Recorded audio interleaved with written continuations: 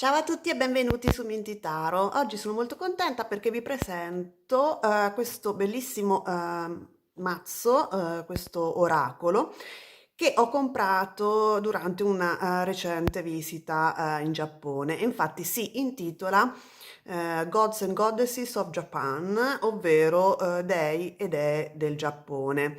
È un mazzo di carte oracolari, l'autrice Yuriko Ono e ho avuto dei dubbi se farne un video o meno perché non ero sicura che fosse acquistabile in Europa. Invece poi ho controllato, lo trovate anche in Amazon.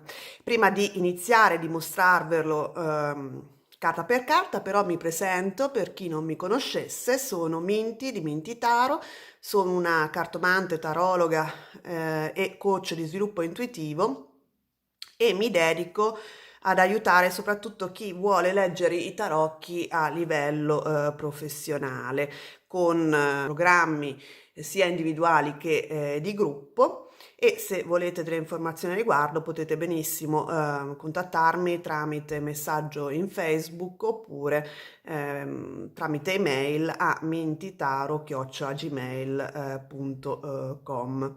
Però adesso andiamo a iniziare.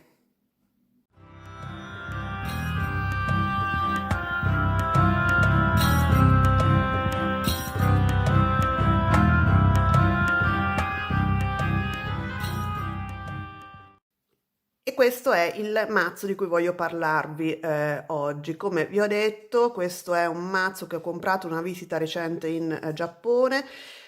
L'ho comprato in un negozio di pietre a Yokohama e sono andata in Giappone per motivi personali. Già che c'ero, ho fatto un po' di appropriazione culturale, come la chiamano gli americani, perché un po' il mio è un approccio sincretico, nel senso che mi piace conoscere altre culture, mi è sempre piaciuto e in tutti i posti in cui sono andata, anche per diversi anni, la prima cosa che ho fatto è imparare un po' i sistemi di divinazione locali e diciamo l'approccio spirituale del posto. Ovviamente va studiato più a fondo, però in questo caso, per esempio, questo mazzo è particolarmente interessante perché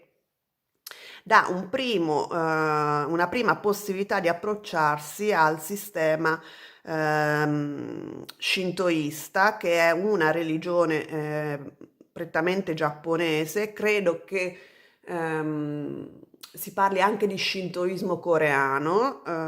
Io adesso lo sto studiando perché mi affascina molto e si basa appunto su un sistema di spiriti che a volte vengono tradotti, cioè che vengono chiamati kami in giapponese. Solitamente viene tradotta questa parola con Dio, però non è, a quanto ho capito, molto appropriata come traduzione. È kami una parola molto difficile da tradurre, a quanto ho capito. Può essere tradotta anche come spirito. Ehm, i kami sono delle entità spirituali che possono essere, come dire, legate a degli elementi naturali, come ci può essere il kami di un fiume, il kami di un albero, il kami di una montagna. Possono anche non essere legati a un elemento naturale, però in generale, diciamo, ogni elemento della natura che suscita in noi un senso di stupore, di meraviglia o di timore, può essere considerato un kami. Quindi, per dire, appunto, un monte particolarmente alto, un albero particolarmente grande. Superficialmente si può considerare questo tipo di approccio per identificare i vari kami. Comunque tradizionalmente in Giappone ce ne sono migliaia, e invece questo mazzo ne seleziona soltanto 48. L'autrice, come ho detto, è Yuriko Ono. Abbiamo anche, che è giapponese, abbiamo anche il nome dell'illustratrice,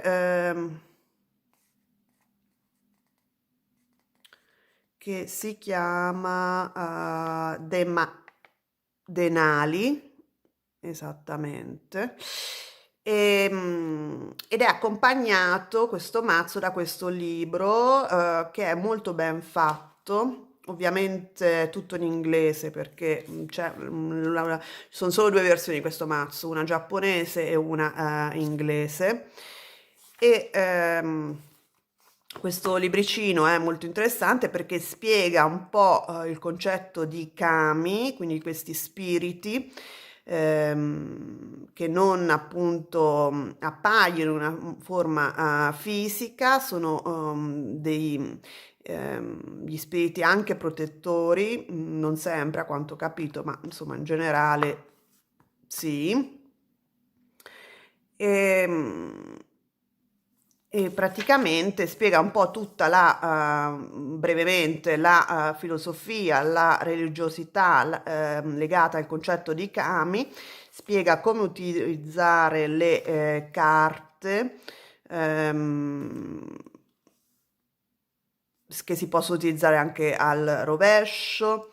Poi vedremo che c'è una carta aggiuntiva che può essere utilizzata nel momento in cui se ne perde una del mazzo, oppure per rappresentare il kami legato al proprio, ehm, il proprio posto di nascita praticamente, perché appunto sono molto legati alla geografia anche i kami, e quindi si presume che ogni posto abbia un proprio kami, che questo è un po' anche rimanda al concetto più occidentale di genius loci, ovvero lo spirito del luogo. Poi offre delle varie stese, spiega che è praticamente consigliabile visitare anche le shrine in inglese, santuari che si trovano in Giappone, che ospitano, si dice, gli spiriti dei i kami.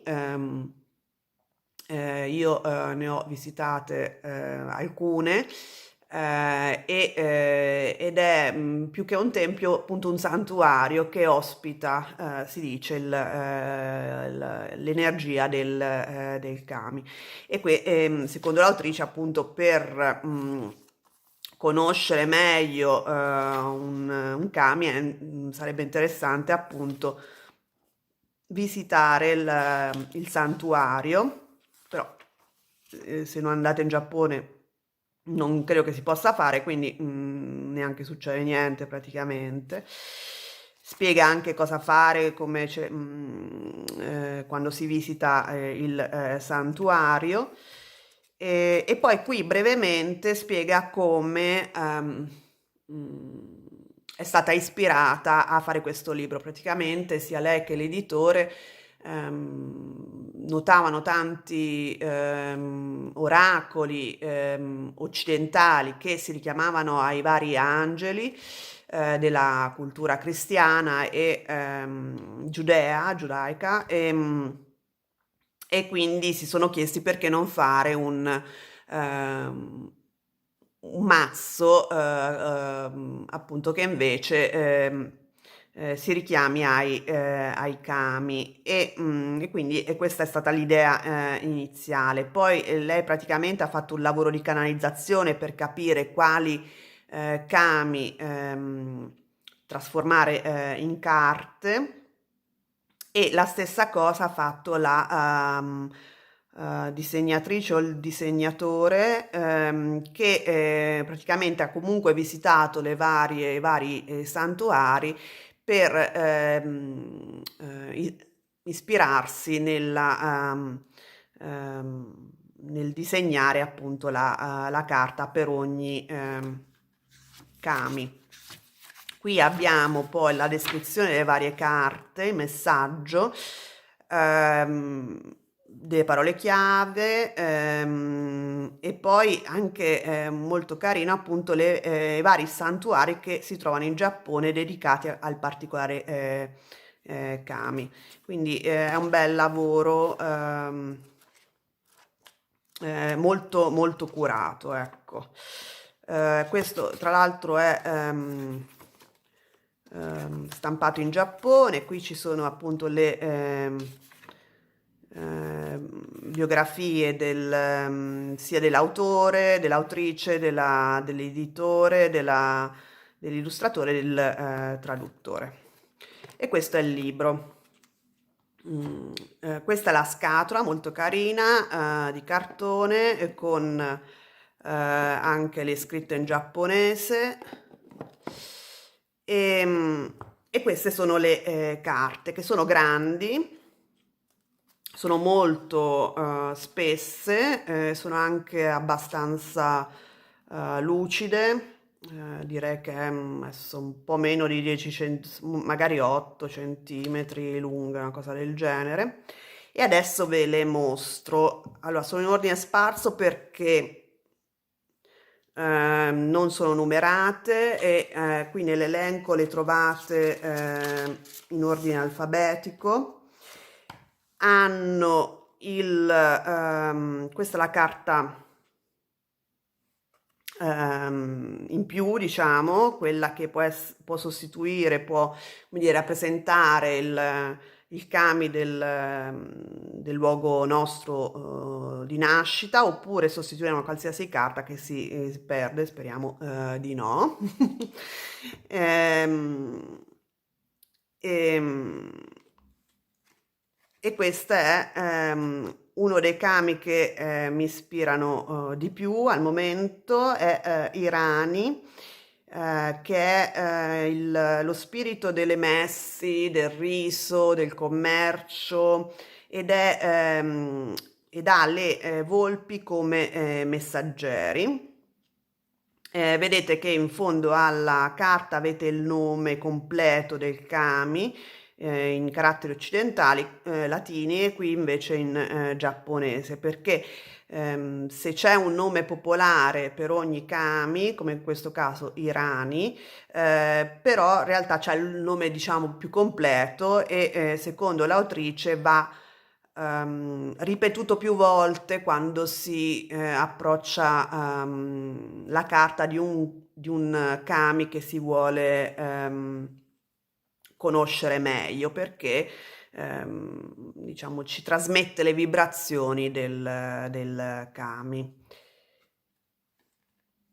Questa è un'altra. Io ancora non le conosco bene, non conosco assolutamente bene i vari kami, quindi non posso sinceramente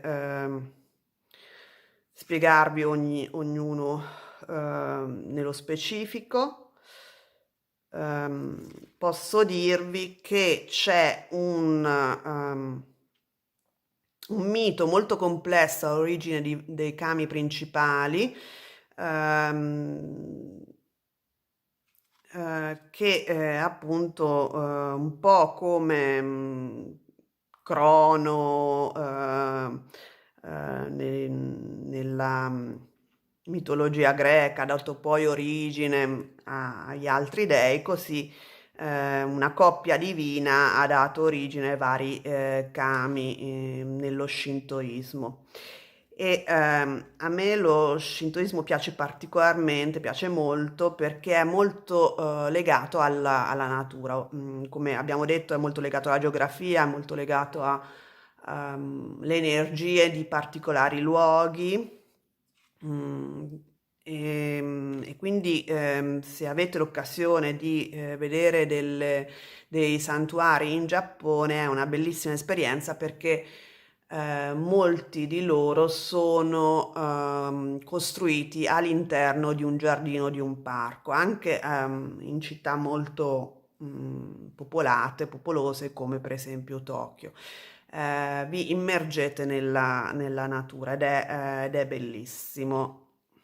Guardate, queste carte sono molto belle, sono piene di colori vivaci.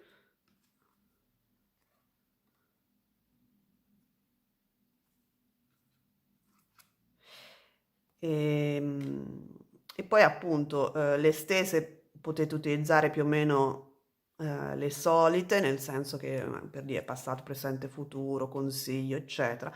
Poi guardare il libro per il messaggio dei vari kami che vengono fuori.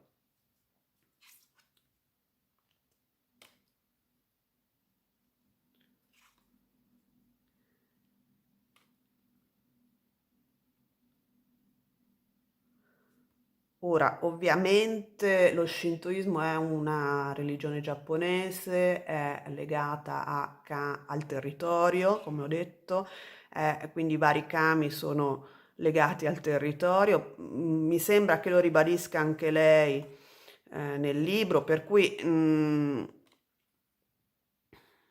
diciamo, non so quanto ci si possa sentire vicini ai vari kami giapponesi se non si vive lì, però sono quelle esperienze che vanno approfondite singolarmente, ognuno poi approccia la cosa in maniera diversa. Sicuramente è bellissimo, secondo me, come sempre, conosce altre culture, altri modi di vedere la spiritualità. Questo eh, è sopra una tartaruga, questo kami. Ci fanno, cioè diversi approcci ci aprono, diciamo, la mente, no? Ci rendono più elastici. Quindi secondo me è sempre una bella esperienza. Poi non vuol dire che per forza uno deve diventare shintoista, però ehm, sicuramente mm, la cultura secondo me non ha confini, deve essere, cioè è sempre bello conoscere altre forme di cultura, anche perché appunto lo stesso esoterismo occidentale secondo me è frutto di apporti anche orientali sin dalle origini. Mm, la filosofia pitagorica è molto simile ad alcuni elementi orientali, quindi secondo me non c'è mai stata un'esclusività occidentale o un'esclusività orientale. Guardate, bella questa carta, le tre dee Munakata.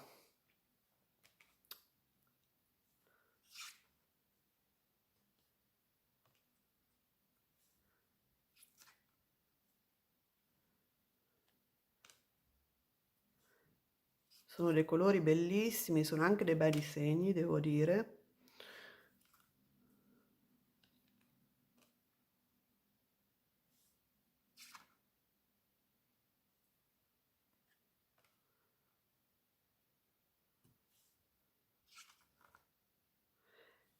Io adesso mi sto studiando un po' la filosofia, la religiosità, spiritualità shintoista. Non è facile perché non ci sono molti libri, neanche in inglese a dir la verità. Trovo tante cose sul buddismo zen, ma non tantissimo sullo shintoismo, che è stata per motivi anche politici, appunto religione di Stato fino alla fine della seconda guerra mondiale. Poi non c'è più stata una religione di Stato giapponese, ovviamente, quindi adesso è, diciamo, molto partecipata, nel senso che fa parte rituali della comunità giapponese, a quanto ho capito, nel senso che magari vanno al santuario l'ultimo dell'anno, eccetera, eccetera, per vari momenti dell'anno, ma non perché siano particolarmente religiosi, perché fa parte della ritualistica comunitaria, ecco. Poi se qualcuno di voi conosce meglio la cultura giapponese o shintoismo, siate liberi di correggere tutto quello che dico nei commenti perché appunto io non sono assolutamente un'esperta, mi sto approcciando da poco a allo shintoismo.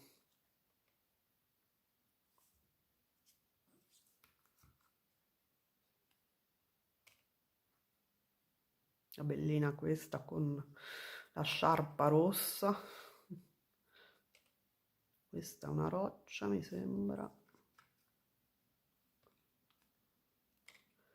Questa sembra una macedonia.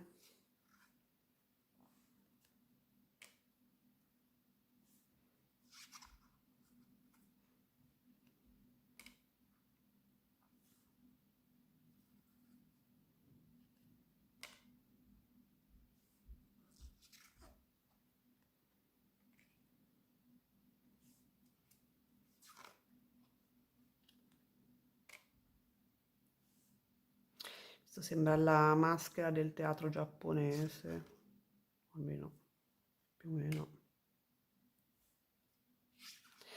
E questa è l'ultima, questa è Amaterasu, questo lo so, ed è la dea del sole che praticamente è legata alla famiglia imperiale giapponese perché l'imperatore è un discendente o comunque legato alla dea del sole, Amaterasu. Bene, questo è il mazzo, fatemi sapere cosa ne pensate, fatemi sapere se avete delle conoscenze di shintoismo, se lo praticate, se, o comunque volete condividere la vostra conoscenza su questa forma di spiritualità nei commenti tranquillamente e se vi è piaciuto il video vi invito a mettere il like, a iscrivervi al canale e soprattutto attivare la campanella in modo da non perdere i prossimi video. E noi ci vediamo presto. Ciao!